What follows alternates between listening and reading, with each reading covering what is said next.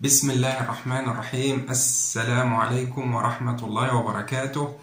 النهاردة هنتكلم عن السوليد بارت في بلاطات الهولو بلوك. بس واحد يقول لي هو ايه السوليد بارت ده؟ يمكن ده؟ لا. طب ده؟ يا عم ما توديناش في داهية. هو ده السوليد بارت. كتير عن ان السوليد بارت بيقاوم قوى القص والعزوم في الكاميرا، لكن الصراحة أنا ما بحبش الكلام المعلب ده. طب إيه هي فايدة الكاميرا اللي على الداير في البلاطات الهولو بلوك؟ بيكون ساقط وبيكون كونتينوس. هيطلع لكم صورة هنا. في البلاطة العادية بيكون الأغلب الكاميرا ديت بتبقى تي سيكشن اللي هي كده. يعني انا لو عندي القطاع بتاع الكاميرا اهو كده،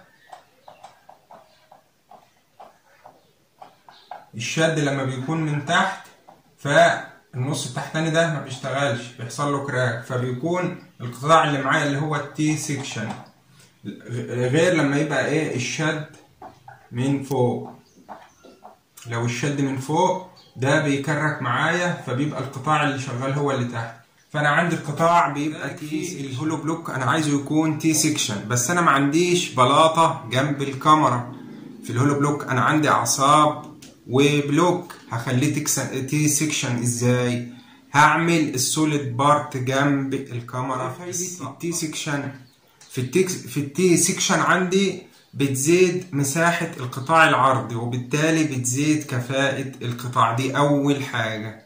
تاني حاجة، الأعصاب لو منها للكاميرا السقط على طول بيكون القطاع العرضي ضعيف، فأنا بعمل السوليد بارت عشان أزود كفاءة القطاع العرضي. يعني يكون القطاع العرضي قطاع جاسئ. يعني جاسئ يعني أكثر صلابة. وبكده نكون فهمنا ايه هي فايدة السوليد بارت، واستنونا في فيديوهات قادمة. والسلام عليكم ورحمة الله وبركاته.